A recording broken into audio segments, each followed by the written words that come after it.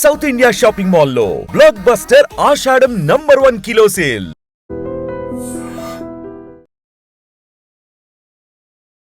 నమస్తే, welcome to I dream. మనతో పాటు ఏవో పార్టీలకు సంబంధించిన వ్యక్తి అయినప్పుడు కూడా నాకైతే పెద్ద మనిషి లెక్కనే అనిపిస్తారు. ఆయన అట్లనే చెప్పాలి అనాలిసిస్ కూడా అని నా కోరిక, యాజ్ వెల్ యాజ్ వ్యూవర్స్ కూడా అట్లనే చూడాలని కోరుతూ పరిచయం చేస్తున్నాను రాజయ్య యాదవ్ని.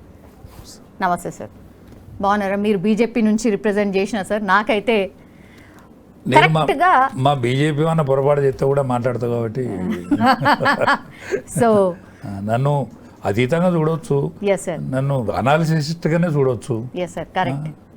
నాకు ఇప్పుడు ఎందుకమ్మా, ఇంకా నాకు ఇప్పుడు ఎందుకు అది సార్.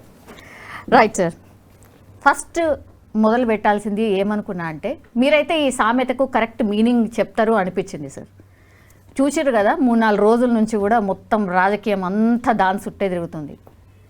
కంచం మంచం పొత్తు, అసలు ఈ సామెతకి ఎగ్జాక్ట్ మీనింగ్ ఏంది సార్? అసలు ఏడ వాడాలా, ఏడ వాడకూడదు ఆ సామెత అని చెప్పండి. కంచం పొత్తు మంచం పొత్తు అనేది ఒకటి ఉన్నది సామెత తెలంగాణలో. అది వివాహ సమయాలలో వాడతారు. మా దాంట్లో 12 సబ్ క్యాస్ట్లు ఉంటాయి యాదవులలో, 42 కూడా 12 సబ్ క్యాస్ట్లు పోను, 42 సబ్ క్యాస్ట్లు మాయే. ఇప్పుడు కురుం వాళ్ళు ఉన్నారు, మేమున్నాం. కురుం వాళ్ళు మేము ఒక కంచంలో తింటాం. మా ఇళ్ళల్లో ప్రత్యేకంగా ఇస్తరాకులు అన్నం పెట్టాం. మా సొంత పల్లెంలో తినేటువంటి ఆనవాయితీ. యాదవుల ఇళ్ళల్లో సొంత కంచంలో తినే ఆనవాయితీ. మా ఇంటికి చుట్టం వస్తాడు, మా మామ వస్తాడు, మా బామ్మరిది వస్తాడు, బావ వస్తాడు, వీళ్ళందరూ కూడా మా కంచంలో తినాలి. అంటే మేము తినే కంచాలు ఉంటాయి కదా, 4, 5, 10 ఉంటాయి ఇళ్ళను బట్టి, అదే కంచంలో తింటారు. కురుం వాళ్ళు కూడా మా కంచంలో తింటారు. మా ఊళ్ళు కత్తిరిస్తారు, వాళ్ళు మా ఊరిని కత్తిరిస్తారు.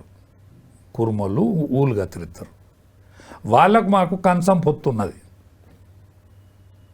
కానీ మంచం పొత్తు అంటే వాళ్ళ మధ్య మా మధ్య వియ్యం ఇచ్చుకోం అస్సలు ఇచ్చుకో. ఇప్పటికీ ఉన్నది.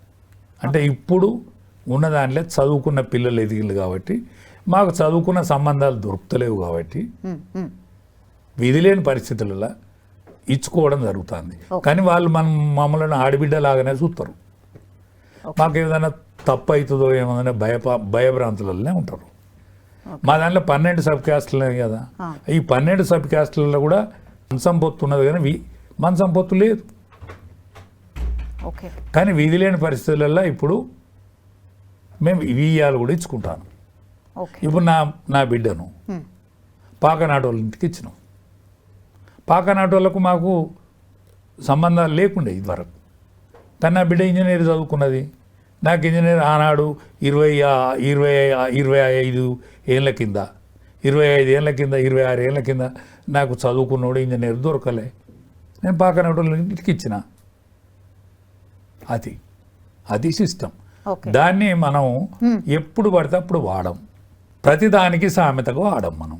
ఓన్లీ వియ్యం, కయ్యం ఇటువంటి కాడనే వాడతాం. కయ్యం అనేది పంచాయతీ, వియ్యం అనేది ఇచ్చిపుచ్చుకున్నాడు, కంచం అనేది అన్నం తినడు, మంచం పొత్తు అనేది వియ్యం ఇచ్చుకుంటే ఖచ్చితంగా ఆడపిల్లలను వియ్యం ఇచ్చుకుంటే వాని మంచం మీదకే పోవాలి కదా, మూవని మంచం మీద. దాని పేరు అంటారు. దాన్ని ఎక్కడ పడితే అక్కడ ఇష్టం వచ్చినట్టు, నోటికి వచ్చినట్టు చదువుకున్నామనో, లేకపోతే శాస్త్రం వస్తుందనో, లేకపోతే ఉపన్యాసంలో ఇచ్చుకున్నతను వీలు లేదు. దాన్ని పవిత్రంగా చూడాల్సిన అవసరం ఉన్నది. ఇప్పుడు అదే కదా మిస్టేక్ అయింది, ఇప్పుడు అదే కదా రచ్చ జరుగుతోంది. కరెక్టే అంటారు. ఇప్పుడు కాదు సార్, ఇప్పుడు అలా వచ్చి దాడి చేసుడు కరెక్ట్ అన్నట. ఇప్పుడు మరిగా నిరసన ఎప్పుడు కరెక్టా? నిరసన తెలిపాలి, దాడి ఎందుకు చేయాలి? నిరసన చెప్పే అధికారం ఎవరికైనా ఉన్నది.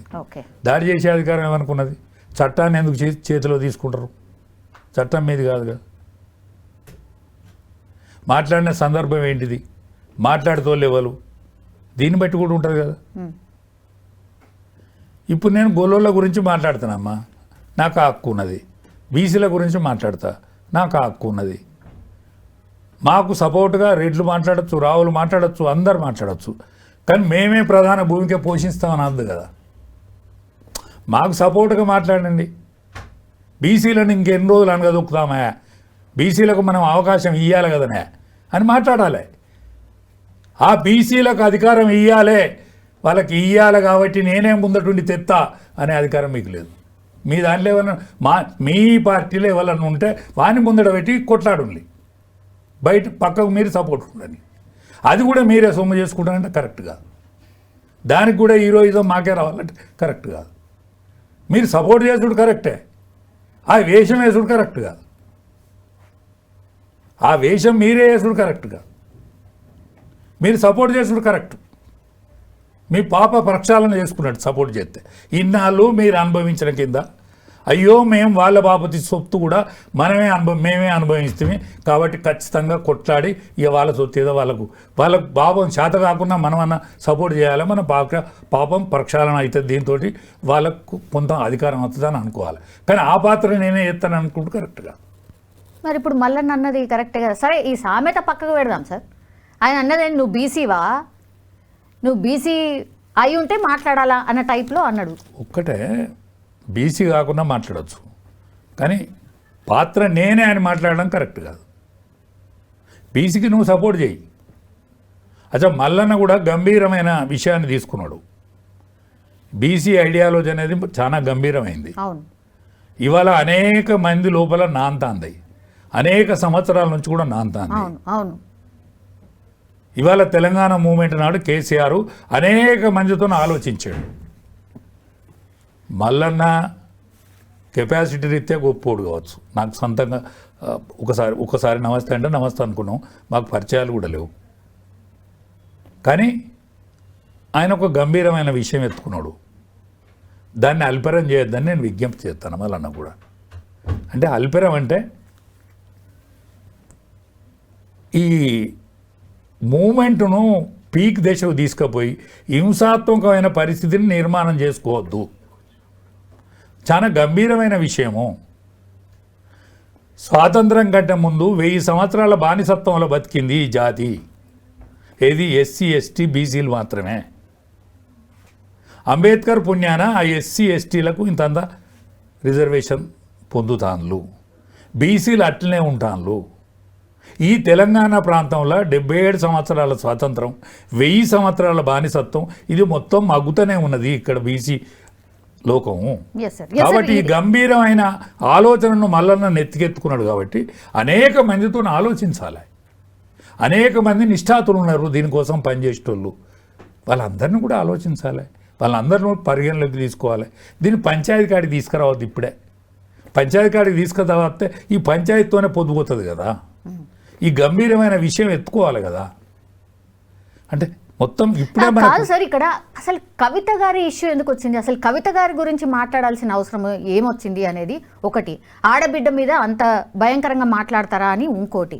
అక్కడ మీరు చూసిండ్రొచ్చు కదా సార్, అంటే మల్లన్న ఆఫీస్ మీద దాడి టైంలో గన్మ్యాన్లు గాల్లోకి కాల్పులు జరిపారు. అంత సిచ్యువేషన్ ఉందా? మీకేమనిపించింది? గాల్లోకి కాల్పులు కాల్చుడు వాళ్ళ ప్రాణరక్షణార్థం కాల్వాలి, కానీ వీళ్ళు ఆ లోపలి పోవుడు కరెక్ట్ కాదు కదా. నిరసన తెలిపాలంటే బయట అవకాశం ఉండే కదా. మరి బీసీ ఐడియాలజీని నువ్వు కాపాడేదానివి అయితే వాళ్ళ ఇంటి మీద దాడి ఎందుకు, వాళ్ళ ఆఫీస్ మీద దాడి ఎందుకు? నువ్వు బీసీ ఐడియాలజీ మీద నువ్వు కుంకుమ చల్లుకొని నువ్వు పండుగ చేస్తావు కదా. పండుగ చేసేదానికి అవన్నీ ఏమైనా మాట తప్పవచ్చు.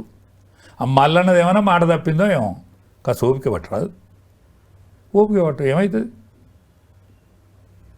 ఓపిక పడితే ఏమవుతుంది? వెంటనే ఆయన దాడికి పోతే దాడికి పంపితే మంచిదా? వాళ్ళు నీ వల్ల మంది వల్ల వాళ్ళు బీచ్ కాలే కదా, వాళ్ళు బీచ్ వాళ్ళే. కొట్లాడేతోళ్ళు మీ వాళ్ళు ఉండరు కదా. కొట్లాడకాడే మామూండ కొడుకులే కదా మళ్ళీ కొట్టుకునేది. కొట్టుకతోళ్ళు మేమే కదా. మీ బాడీ గార్డ్సమా లేకపోతే మీకు కూలీలమా మీ అభిమానులమా ఎవరమైనా కూడా మేమే కదా, ఈ బీసీలోం కదా. అందుకనే నువ్వు గంభీరంగా ఈ బీసీ నినాదాన్ని ఎత్తుకోదలుచుకున్నావు కదా, ఎత్తుకునే ఆమె నీకు ఓపిక ఉండాలి కదా, ఎత్తుకునే మల్లన్న ఓపిక ఉండాలి. ఇంట్లో ఈ మాట ఎవరికైనా దెబ్బ తాకుతుందా, ఎవరికైనా నొత్తుందా అని ఆలోచించాలి మల్లన్న కూడా. నువ్వు గంభీరమైన ఇష్యూని ఎత్తుకొని ముందడి పోదామని అనుకుంటాంటివి. నువ్వు గంభీరమైన విషయాన్ని తీసుకొని ముందడి పోదామని అనుకుంటాను కదా. ఒక మాట ఓర్చుకోరాదు, ఒక మాట ఓర్చుకోకుండా పంచాయతీ ఎందుకు చేస్తావు? కొట్టుకునే కాడికి ఎందుకు పోతారు? ఫైరింగ్ కాడికి ఎందుకు పోతారు? ఫైరింగ్ దానికా ఎందుకు తీసుకొస్తారు సమస్యను? ఇద్దరు చేసేది బీసీల కోసమే కదా. నువ్వు ఓసీ అయినా బీసీ కోసమే చెప్తాను, బీసీ అయినా కూడా బీసీ కోసమే చెప్తాను. సో ఇద్దరికీ ఓపిక లేదు, ఇద్దరికీ సమయం లేదు, అదే కదా మీరు అంటుంది సార్. ఎస్, కరెక్ట్ కాదు. ఈయన గంభీరమైన విషయాన్ని ఎత్తుకున్నాడు, ఈయన చాలా గంభీరంగా తీసుకుపోవాలి. తెలంగాణ అంశం కేసీఆర్ ఎత్తుకున్నాడు అంటే అంతకంటే ముందుగానే ఉన్నది తెలంగాణ ఇష్యూ. ఎవరి దగ్గర ఉన్నది, ఎవరి దగ్గర మెటీరియల్ ఉన్నది, ఎక్కడెక్కడ ఉన్నదని ఎంకులాడిండు కదా. మల్లన్న కూడా అట్లా ఎంకులాడితేంది మరి. ఒక పెద్ద సమస్యని నెత్తికెత్తుకున్నాడు. వయసోడు అంటే వయసోడు అంటే నాకు ఈర్ష్యలు ఇస్తుమా, ఆయనకు మంచి ఎంటికెళ్ళినాయని నాకు ఎంటికెళ్ళేవని ఈర్ష్య పడతలేను. కానీ చిన్న వయసులో ఒక పెద్ద సమస్యను నెత్తికెత్తుకున్నాడు కాబట్టి అనేక మందితోని ఆ బీసీ సంఘాల మీద పనిచేసేటోళ్ళను, కష్టపడ్డోళ్ళను, బాధపడేటోళ్ళను, కవులను, గాయకులను వీళ్ళందరినీ ఏరు. తెలంగాణ మూమెంట్లో కేసీఆర్ అంతకంటే ముందుగా ఏరినోడు ఏమేమైతే చేసిండో నువ్వు కూడా ఆ పని చేయి. ఓ వర్క్షాప్ పెట్టు. నువ్వే డైరెక్ట్ ఉపన్యాసం ఇయ్యక, అంటే ఉపన్యాసం ఇయ్యొద్దని అంటలేను నేను, ఉపన్యాసం ఇయ్యాలి, నువ్వు వక్తవు. కానీ ఓ వర్క్షాప్ పెట్టు. వర్క్షాప్ పెట్టి ఎవడెవడు ఇళ్ళ ఎవడెవడు తలడిస్తాడు దీనైనా వాళ్ళందరినీ పిలువు. లెఫ్ట్ ఓన్ని, రైట్ ఓన్ని, రాంగ్ ఓన్ని, మధ్యవర్తిని, కవిని, గాయకుని వీళ్ళందరినీ పిలిచి ఓ వర్క్షాప్ పెట్టు. ఫస్ట్ దాని కింది నుంచి స్టార్ట్ చేయి, మూలాల నుంచి స్టార్ట్ చేస్తే ఈ దెబ్బ తాకదు. కొంతమంది పిల్లలను లేకపోతే జమైన కాడికి పోయి నువ్వు బీసీ నినాదం ఇస్తే ఇటువంటి ఇబ్బందులు అవుతాయో ఏమో. కానీ కాకుండా చూడు, మెల్లమెల్లగా దీన్ని కన్సాలిడేట్ చేయి. ఈ గోడను బ్రహ్మాండంగా నిర్మాణం చేయి సుమా. దీన్ని పంచాయతీ కానీయకు. ఒక కంచు కోటను కట్టినట్టు కట్టు బీసీ కోటను. ఎస్, మేమందరం నీ అనుకుంటాం. నీ అనుకుంటాలా ఇంకెవడన్నా ముందడి తెత్తగా తే. సరే ఇప్పుడు పార్టీ నుంచి సస్పెండ్ చేసేసారు తనని, కాంగ్రెస్ పార్టీలో లేడు. ఆయన కొత్త పార్టీ పెట్టబోతున్నా అని కూడా అనౌన్స్ చేసిండు, ఎన్నో ఆఫీస్ కూడా ఓపెన్ చేసేసిండు సార్. కొత్త పార్టీ పెడితే మీరన్నట్టుగా గ్రౌండ్ లెవెల్ నుంచి ఆయన చేస్తే నిజంగా బీసీలు అందరూ కూడా మీరన్నట్టుగా అందరూ ఆయన వెనకాల పోతారా? అంగీకరించేటట్టు చేస్తే వెనకాల పోతారు. అంగీకరించేటట్టు అంటే అనేక మందికి రుచించాలి కదా ఇది. ఇప్పుడు మల్లన్న కాంగ్రెస్ పార్టీలు ఉన్నాడు, కాంగ్రెస్ పార్టీకి ఆయన రాజీనామా చేయలేదు కదా. కాంగ్రెస్ పార్టీకి ఆయన రాజీనామా చేయలే, కాంగ్రెస్ పార్టీ నుంచి ఆయన తీసేసారు. అవును, కాంగ్రెస్ పార్టీకి రాజీనామా చేసి ఎస్ నాకు కలకలంటుంది కాంగ్రెస్ పార్టీ, నన్ను ఇబ్బంది పెడుతుంది, నన్ను ముందడి పోనిత్తలేదు ఇది, కాబట్టి నేను కాంగ్రెస్ పార్టీకి రాజీనామా చేస్తానా, చేసి ఈ బీసీ ఉద్యమాన్ని ఎత్తుకుంటానా. ఇప్పుడు శాసన మండలి సభ్యుడు, ఆయనతో ఆయన పోగొట్టుకోవద్దు దాన్ని. అవును, అది ఉంది కాబట్టి దాని వెయిటేజ్ ఉంటుంది, వెయిటేజ్ ఉన్నది. ఇప్పుడు ఆ గన్మెన్స్ ఉన్నారు కాబట్టి నీ మీదకి ఎవడన్నా దాడి చేసిందంటే కాల్పు కాల్చుతుంది ముందర. ఈ ఇంత కూడా ఈ జాగ పోగొట్టుకోవద్దు. కానీ దీనికి అతీతమైన నిర్మాణం చేయాలి. అన్ని పార్టీలను ఆయా పార్టీలలో ఉన్నోళ్ళు ప్రశ్నించే తీరుగా నీ ప్రశ్నావళి ఉండాలి. నువ్వు పార్టీ పెట్టు, నువ్వు పార్టీ పెట్టక ముందు అన్ని పార్టీలను ఇవాళ అందరూ ఈడ బీసీ నినాదం ఏదో బయలుదేరింది అంటే మల్లన్న తీసిన నినాదమే కాచుమా. బీసీలలో అనేక సంవత్సరాల నుంచి అణచివేతకు గురైనటువంటి బీసీలలో అనగారిన కేకే ఇవాళ బీసీ నినాదం. అది మల్లన్న కేక అని అనుకుంటే తప్పేం లేదు, కానీ నా కేక్ అని మల్లన్న అనుకోవద్దు. మీకేమనిపించింది సార్? మీకేమనిపించింది? మీ అనాలిసిస్ ఏంది? అన్ని పార్టీలల్లో సమర్థించని పరిస్థితి నిర్మాణం అవుతుంది కాబట్టి అగ్రవర్ణాల కన్ను దీని మీద పడ్డది. అనేక సంవత్సరాలు ఇక్కడ పాలకులుగా ఉన్నటువంటి పాలకులు అరే ఇది ఎటో పోయేటట్టున్న సుమా, మన చేతులకు తీసుకుందామా, అసలు దీన్ని నాశనం చేస్తామనేటువంటి ఆలోచన బయలుదేరింది. కాబట్టి దీన్ని చాలా గంభీరంగా అన్ని పార్టీలలో ఉన్నటువంటి బీసీ నాయకులను సంప్రదించి మళ్ళీ దీనికి ముందడికి తీసుకుపోతాడా, ఆయనతోటి అవుతుందా, ఇంకెవరితో అవుతుందా, అట్లా ఆలోచించాలి. ఇది చాలా గంభీరమైంది. ఇవాళ బీసీ నినాదం అనేది మసిలేని నినాదం, అనేక సంవత్సరాల నుంచి ప్రజలను నానుతున్న నినాదం. 77 సంవత్సరాల స్వాతంత్రంలో ఇప్పటి వరకు బీసీ అనే తోడు ప్రధానమంత్రి కాలేదు. బీసీది పూర్తిగా మనం ఒకసారి ఫుల్ ఫ్లెడ్జ్గా డిస్కషన్ చేద్దాం సార్. మనం ఇప్పుడు ఉన్నది ఈ సామెతల అంశం కాబట్టి ఇంకో వర్షన్ ఏమి వినిపిస్తుందంటే, ఇప్పుడు కవిత గారు తను కూడా త్వరలోనే సస్పెండ్ కాబోతోంది. తను కాంగ్రెస్ పార్టీలోకి పోతుంది, మొత్తం అయిపోయింది. హై లెవెల్లో కూడా ఆమెకు ఓకే చెప్పిండ్రు, జస్ట్ ఊ అనుడే తర్వాయి ఆమె కాంగ్రెస్ పార్టీలోకి పోతుంది అనేది ఒక పెద్ద చర్చ. మొన్న కూడా మంత్రివర్గ విస్తరణలో భాగంగా 4వ పేరు కవిత గారిది ఉండే కానీ లాస్ట్ మూమెంట్లో ఎందుకో ఆగింది అనేది కూడా ఇంకో వర్షన్ సార్. ఇది కరెక్ట్ అంటారా? ఏదో గాలికి వచ్చిన వార్తనా లేకపోతే లీకా, ఏమనుకోవాలా? ఒక్కటే కవిత గురించి మనం ఇంతసేపు ఎందుకు మాట్లాడుకుంటాను అంటే సార్ మొన్న కూడా అట్లనే అన్నారు సార్. కేసీఆర్ కూతురు కాబట్టే మాట్లాడుకుంటాను. కేసీఆర్ కూతురు కాబట్టే కవితకి ఈ వాయిస్ను వచ్చింది. ఏది ఈ హైప్ వచ్చింది అనుకోండి, లేకపోతే గుర్తింపు అనుకోండి, ఇప్పుడు ఏదైనా ఇవాళ కవితకి ఏమైనా వచ్చిందంటే కేసీఆర్ కూతురు కాబట్టి వచ్చింది.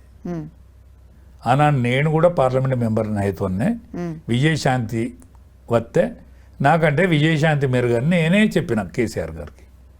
కేసీఆర్ గారు అన్నా నీకు మీదకు టికెట్ ఇస్తా అంటే అన్న మళ్ళొక చర్చ జరుగుతుంది, హరీష్ ఇది పట్టుకొచ్చిండు, విజయశాంతి కరెక్టా, మీరైతేనే కరెక్ట్ అని నాకు అనిపిస్తుంది అంటే నాకంటే విజయశాంతి మెరుగు అని నేను చెప్పిన. ఎందుకంటే ఆమె ఒక సినిమా యాక్టరు, ఆమె ఆంధ్రదా తెలంగాణదా మనకు అక్కర్లేదు, ఆమె తల్లి తెలంగాణ పార్టీ అనేది ఒకటి పెట్టుకున్నది. ఆమె రాములమ్మ వేషం ఎత్తే మన పిల్లలందరూ ఈల కొడతాను, ఆమె నిజమైన రాములమ్మే అనుకుంటాను, ఆమె తుపాకీ పట్టుకుంటే నిజమైన తుపాకీ అనుకుంటాను, ఆమె కాల్తే మంది చస్తానులా బయటికనే సచిన యాక్షన్ అవుతుందా కానీ అట్ట అనుకుంటాను. ఆ హీరోయిజం ప్రజలలో ఉన్నది. ఆ హీరోయిజాన్ని వాడుకొని మనం ఒక పార్లమెంటు మెంబరు గెలిస్తే మంచిది కదా అని నేను ఆయనకు సూచన చేశాను. అంటే నేను ఆమె కంటే సీనియర్ ముందుగాల వెళ్తున్నా కదా పార్లమెంట్కు. అంటే బీసీ బిడ్డ కాబట్టి త్యాగం చేసిరా సార్? మీ టికెట్ ఎందుకు త్యాగం చేసిరు? నేను పార్టీకి కట్టుబడి ఉండే వ్యక్తిగా పార్టీకి ఏదైతే లాభం జరుగుతుంది, ఉద్యమానికి ఏదైతే లాభం జరుగుతుంది అని ఆనాడు ఆలోచించేటువంటి మనస్తత్వం నిజాయితీ ఉన్నది కాబట్టి నేను అట్లా ఆలోచించిన. బీసీ అనే కాదా? బీసోనికి ఒక ఓపిక ఉంటుంది, బీసోనికి మచ్చికుంటుంది, బీసోనికి ఎవరైతేంది ఈ గోడను నిర్మిస్తే చాలని ఉంటుంది. మిగతా వాళ్ళకు గోడ ఎవడు పెట్టినా మంచిదే కానీ ఆ గోడ మీద మేమే కూర్చోవాలనేటువంటి ఆలోచన ఉంటుంది. వీడేం చెడిపోడు, వాడేం బతికిపోడు. ఈ ఆలోచన మొదటి నుంచి వచ్చిన ఈ కమ్యూనిటీలల్లో ఈ కులాలల్లో వచ్చిన ఆలోచన కాబట్టి అట్లా అయింది. అందుకనే ఆమె కేసీఆర్ కూతురు కాబట్టి అయింది ఎంపీ. మరోసారి ఆమె గాలిపోయింది, ఓడిపోయింది. కేసీఆర్ కూతురు కాబట్టి ఎమ్మెల్సీ అయింది, లేకపోతే అయిద్దా? అందుకనే మొట్టమొదటి కేసీఆర్ బిడ్డగా మనగలిగితే మంచిది. ఆమె కేసీఆర్ బిడ్డ వేరే పార్టీలకు పోవడానికి ఎందుకు ఆలోచిస్తుంది? కేసీఆర్ బిడ్డ అని ఇంతమంది మాట్లాడుతున్నారు, తనే మర్చిపోయిందా కేసీఆర్ బిడ్డ అని? మరి నేనంతా నింద చేయలేను కానీ మా రాజకీయంగా మా చేతులలో పెరిగినట్టు. చిన్నప్పుడు వాళ్ళ తల్లి చేతనో తండ్రి చేతనో పెరగచ్చు కానీ ఈ స్థానము నీ కేసీఆర్ కూతురుగా వచ్చింది, సరే నీ మీద నిందెలా లేకపోతే నిజమా? నీ మీద వచ్చేది నిందే లేకపోతే నిజమా?